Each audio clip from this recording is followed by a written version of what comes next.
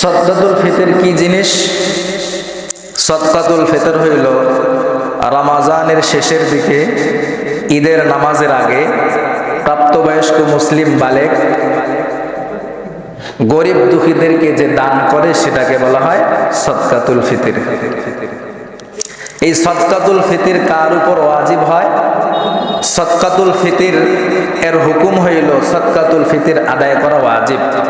সদকাতুল ফিতর আদায় করা কি ওয়াজিব? বলেন তো, আল্লাহ তাআলা যদি কোনো কাজের আদেশ করেন সেটা কি হয়? আবশ্যক হয়।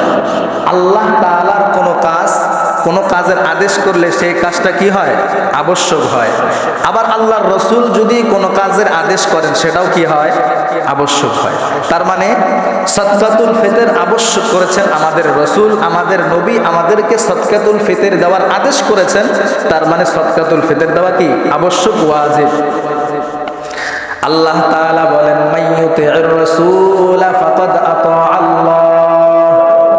আল্লাহ বলেন, মাইয়ুতিউর রাসূল, যারা আমার রাসূলের আনুগত্য করলো, ফাকাদ আতা আল্লাহ, তারা আল্লাহর আনুগত্য করলো। ওয়া মান তাওয়াল্লা ফামা আরসালনাকা আলাইহিম হাফিযা। আল্লাহর আদেশের অমুখাপেক্ষী যারা হবে, আল্লাহর আদেশকে যারা বৃদ্ধা আঙ্গুলে দেখাবে, আল্লাহর রসুলের আদেশকে যারা বৃদ্ধা আঙ্গুলে দেখাবে, আল্লাহ তাআলা বলেন, ওয়া মান তাওয়াল্লা ফামা আরসালনাকা আলাইহিম হাফিযা। যারা আমার আনুগত্য এবং আমার রসুলের আনুগত্যকে বৃদ্ধা আঙ্গুলে দেখাবে, আল্লাহ বলে দিলেন, পয়গম্বর, এদের উপর আপনাকে আমি হেফাজতকারী হিসাবে পাঠাই নাই, এদের কোনো দায়িত্ব আমাদের নাই। তাহলে আল্লাহ যা আদেশ করেন সেটাও আবশ্যক হয়, আল্লাহর রসুল যেটা আদেশ করেন সেটাও আবশ্যক হয়। আল্লাহ তাআলা বলেন, আমার রসুল যেটা তোমাদেরকে আদেশ করে সেটা তোমরা গ্রহণ করো, ফাখুযু ওয়া মা নাহাকুম আনহু ফান্তাহু। আমার রসুল তোমাদেরকে যেই কাজ থেকে নিষেধ করে সেই কাজ থেকে তোমরা বিরত থাকো। তার মানে বোঝা গেল আল্লাহ যা আদেশ করেন সেটা আবশ্যক হয়, আল্লাহর রসুল যেটা আদেশ করেন সেটাও আবশ্যক হয়।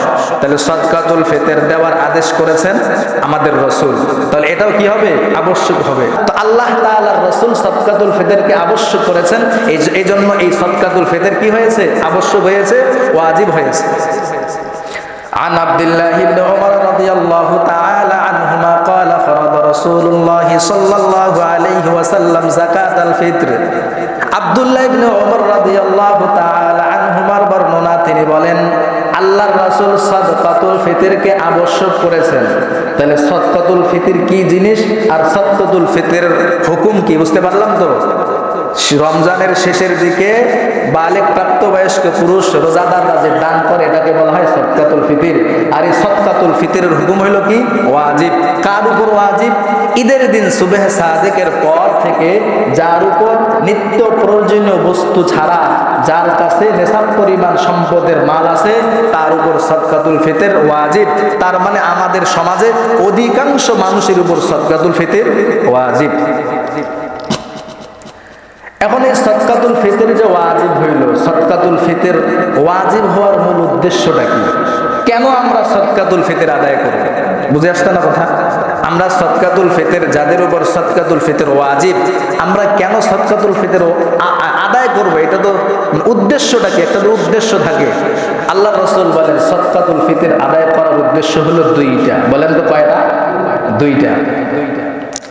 قال رسول الله صلى الله عليه وسلم, আল্লাহর রাসূল বলেন, আল্লাহর রাসূল সদকাতুল ফিতরকে আবশ্যক করেছেন দুই কারণে, দুইটা উদ্দেশ্যে সদকাতুল ফিতরকে আল্লাহর রাসূল আবশ্যক করেছেন। এক নাম্বার, তুহরাতান লিস-সাইম মিনাল লাগবি ওয়ার রাফাস। দুই উদ্দেশ্যে আল্লাহর রাসূল সদকাতুল ফিতরকে আবশ্যক করেছেন। এক নাম্বার উদ্দেশ্য হলো তুহরাতান লিস-সাইম, রোজাদার ব্যক্তির রোজাকে পরিশুদ্ধ করার জন্য, রোজাদার ব্যক্তির রোজাকে পরিচ্ছন্ন করার জন্য সদকাতুল ফিতরকে আল্লাহর রাসূল আবশ্যক করেছেন। পরিচ্ছন্ন কিভাবে হয়? আল্লাহর রাসূল বলেন, মিনাল লাগবি ওয়ার রাফাস। আমরা রোজা রাখা অবস্থায় অনেক সময় মুখ দিয়ে অশ্লীল বাক্য বের করেছি, করি নাই? মুখ দিয়ে অনর্থক কথা বলে ফেলেছি, মুখ দিয়ে অনর্থক অশ্লীল বাক্য বলে ফেলেছি।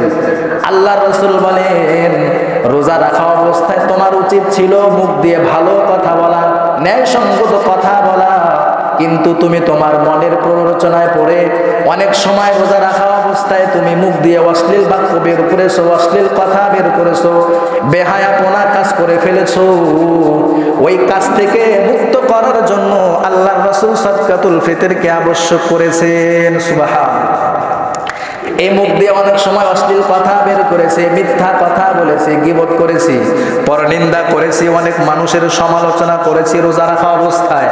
আল্লাহর রাসূল বলেন, রোজার শেষে ঈদগাহে যাওয়ার আগে সাদকাতুল ফিতর আদায় করবা, যাতে করে তুমি রোজা রাখা অবস্থায় তোমার যে ত্রুটিগুলো হয়ে গেছে, এই ত্রুটি থেকে তোমার রোজাটা যেন মুক্ত হয়, এজন্য সাদকাতুল ফিতর আদায় করো। এই হলো সাদকাতুল ফিতর আদায় করার 1 নম্বর উদ্দেশ্য। সাদকাতুল ফিতর আদায় করার 2 নম্বর উদ্দেশ্য হলো, আল্লাহর রাসূল বলেন, তু'মাতান লিল মাসাকিন, গরিবদের জন্য খাবারের ব্যবস্থা। এই যে ঈদগাহে যাব, আমরা ঈদের নামাজে যাব, ইফতারের সময় কত সুন্দর সুন্দর আইটেম দিয়ে আমরা ইফতার করেছি, বা ঈদের দিনে কত সুন্দর পোলাও, বিরিয়ানি, কুরমা আপনি আমি খাই ঈদগার ময়দানে যাব, কারণ ঈদের নামাজের আগে কিছু মিষ্টি খাওয়া সুন্নত, মিষ্টি খেয়ে ঈদগাহ ময়দানে যাওয়া সুন্নত। তো ঈদের ময়দানে যাওয়ার আগে আগে কত সুন্দর সুন্দর খানা পিনা খেয়ে আমরা ঈদগাহে গেলাম। আল্লাহর রাসূল বলেন, ঈদগাহে যাওয়ার আগে তোমার প্রতিবেশী যারা আছে তাদের খবর নাও, তোমার প্রতিবেশীর মধ্যে যারা গরিব অসহায় মিসকিন মানুষ আছে এদের খবর নাও। তুমি সুন্দর সুন্দর খাবার খেয়ে ঈদগাহে গেলা, সুন্দর সুন্দর পোশাক পরিধান করে ঈদগাহে গেলা, কিন্তু তোমার বাড়ির পাশে একজন গরিব অসহায় মানুষ, সম্পদ নাই, টাকা পয়সা নাই, মানুষটা একটা জামাও কিনতে পারে নাই, সুন্দর খাবারের ব্যবস্থাও করতে পারে নাই, তার সন্তানদের জন্য একটু খাবারের ব্যবস্থা করতে পারে নাই, তার সন্তানের জন্য পোশাকের ব্যবস্থা করতে পারে নাই। তোমার প্রতিবেশী অসহায় যারা আছে, গরিব মিসকিন যারা আছে, এদের খবর নাও, এদেরকে সদকা ফিতর আদায় করে তাদের মুখে খানা তুলে দিয়া তারপরে ঈদগাহের ময়দানে যাও। সুবহানাল্লাহ। তাহলে 2 নম্বর উদ্দেশ্য কি? অসহায় গরিব মিসকিন অসহায়দের খানা পিনার ব্যবস্থা করা। এই সদকাতুল ফিতরের 2টা উদ্দেশ্য। এখন সদকাতুল ফিতর কাকে দিবেন? সদকাতুল ফিতর কাকে দিব আমরা? সূরা তাওবার 60 নম্বর আয়াতে আল্লাহ তাআলা 8 শ্রেণীর মানুষের কথা উল্লেখ করে বলেছেন, তোমরা যাকাত এই 8 শ্রেণীর মানুষকে দিবা, তোমরা সদকাতুল ফিতর এই 8 শ্রেণীর মানুষকে দিবা। এই 8 শ্রেণীর মানুষদের মধ্যে 2 শ্রেণীর মানুষ বাদ যাবে, বাকি থাকবে 6 শ্রেণীর মানুষ। কয় শ্রেণীর মানুষ? 6 শ্রেণীর মানুষকে সদকাতুল ফিতর দেওয়া যাবে। আল্লাহ তাআলা বলেন, ইন্নামাস সাদাকাতু লিল ফুকারা'i ওয়াল মাসাকিনি ওয়াল 'আমিলিনা 'আলাইহা ওয়াল মুআল্লাফাতি কুলুবুহুম ওয়া ফির রিকাবি ওয়াল গারিমিনা ওয়া ফি সাবিলিল্লাহি ওয়া ইবনিস সাবিল। আল্লাহ তাআলা এই আয়াতে 8 শ্রেণীর মানুষদের কথা উল্লেখ করে দুনিয়াবাসী মানুষদেরকে জানিয়ে দিয়েছেন, তোমরা 8 শ্রেণীর মানুষকে সদকাতুল ফিতর আদায় করবা।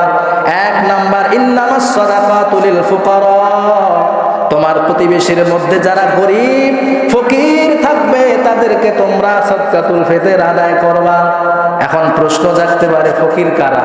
ফকিরের ব্যাখ্যায় মুহাদ্দিসিন ইকরাম বলেন, ফকির হলো ওই সমস্ত মানুষ যার খাবার দাবারের ব্যবস্থা নাই, যার কোনো সম্পদেই নাই, এদেরকে ফকির বলা হয়।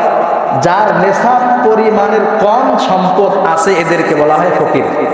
নেশাব পরিমাণের কম যাদের সম্পদ আছে এদেরকে বলা হয় কি? ফকির।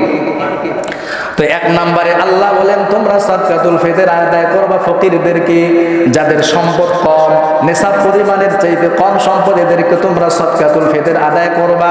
2 নাম্বার, ওয়াল মাসাকিন, যারা মিসকিন তাদেরকে সম্পদ সদকাতুল ফিতর আদায় করবা। প্রশ্ন জাগতে পারে, মিসকিন কারা? মুহাদ্দিসিন ইকরাম বলেন, মিসকিন হলো ওই সমস্ত মানুষ যার কিছুই নেই। আমাদের সমাজে অনেক মানুষ আছে যার কোনো সম্পদে নেই, টাকা পয়সায় নেই, দিন মিলে দিন খায়, এমন মানুষ আমাদের সমাজে আছে না? নেই? আছে। তো যার কোনো সম্পদেই নাই এদেরকে বলা হয় মিসকিন। আল্লাহ বললেন তোমরা এই সমস্ত মিসকিনদেরকেই সদকাতুল ফিতর দাও। ওয়াল আমিলিনা আলাইহা, 3 নাম্বার, যারা যাকাত আদায় করে।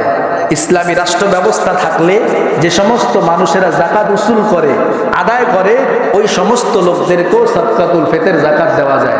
ওয়াল আমিলিনা আলাইহা ওয়াল মুআল্লাফাতি কুলুবুহুম, নবমুসলিম যারা, এদেরকে ইসলামের দিকে আকৃষ্ট করার জন্য এদেরকে সদকাতুল ফিতর দেওয়া যাইতো আগে, এখন নাই, এই বিধান এখন আর নাই। তাহলে 4টা পাইলাম, এটা হলো ফকির পাইলাম, মিসকিন পাইলাম, তারপরে আমিল পাইলাম যারা যাকাত উসুল করে আদায় করে, 4 নাম্বার পাইলাম মুআল্লাফাতে কুলুব, ইসলামের দিকে আকৃষ্ট করার জন্য সদকাতুল ফিতর দেওয়া যায়, কিন্তু এই বিধান এখন আর নাই, এটা রহিত হয়ে গেছে। তাহলে বাকি থাকলো কয়টা? 3টা। ওয়াফির রিকাব, 5 নাম্বার হলো গোলাম আজাদ করার জন্য। এখন তো গোলাম আর নাই, গোলাম আছে এখন, গোলাম নাই, তার মানে এটাও বাদ, এই খাতও বাদ। তাহলে থাকলো কয়টা? 3টা। ওয়াফির রিকাবি ওয়াল গারিমিন, আমাদের সমাজে অনেক মানুষ আছে ঋণের বোঝা মাথায়, আছে না? অনেক মানুষ আছে যারা ঋণগ্রস্ত। আল্লাহ তাআলা বলে দিলেন যারা ঋণগ্রস্ত মানুষ এদেরকে তোমরা যাকাত দাও, এদেরকে তোমরা সদকাতুল ফিতর দাও।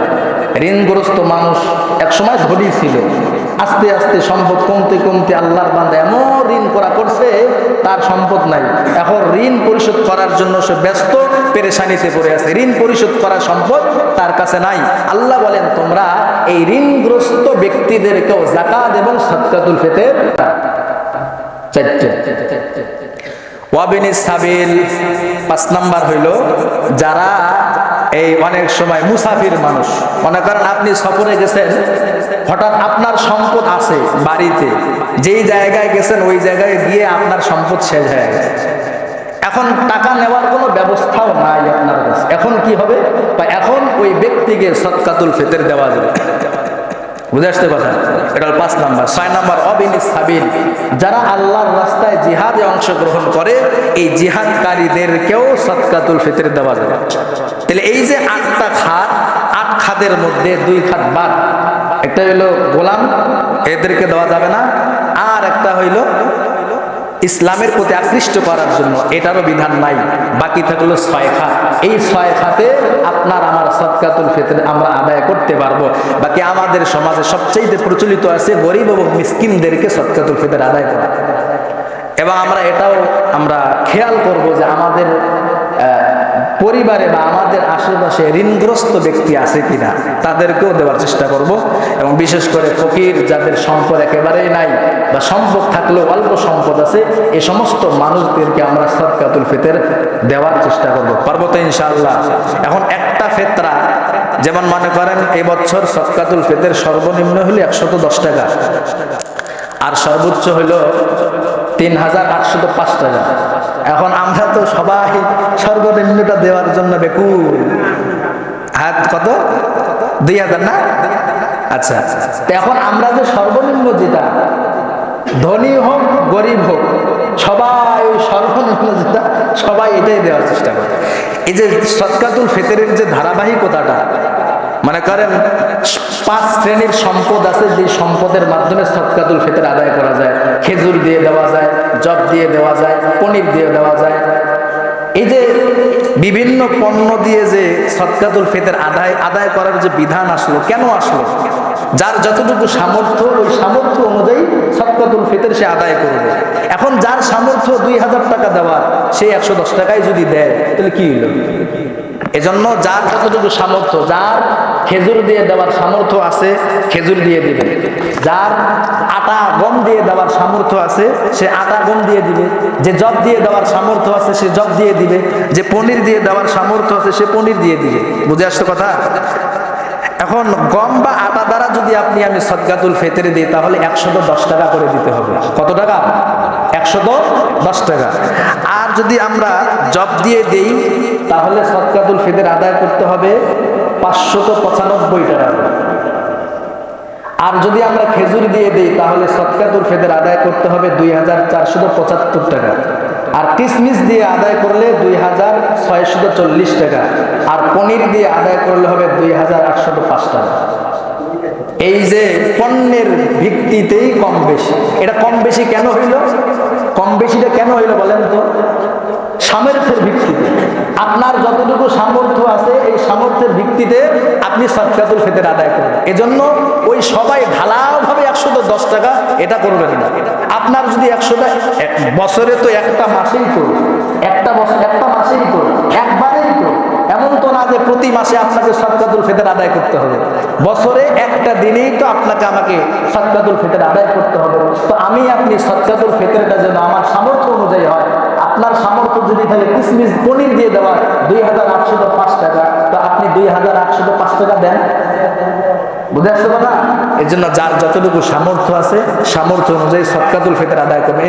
শুধু 110 টাকার ভিতরে পড়ে থাকবেন না। পারবো তো ইনশাআল্লাহ? আল্লাহ আমাদের সকলকে আমল করার তৌফিক দান করুক। ওয়া আখির দাওয়াহুম আনিল হামদুলিল্লাহি রাব্বিল আলামিন।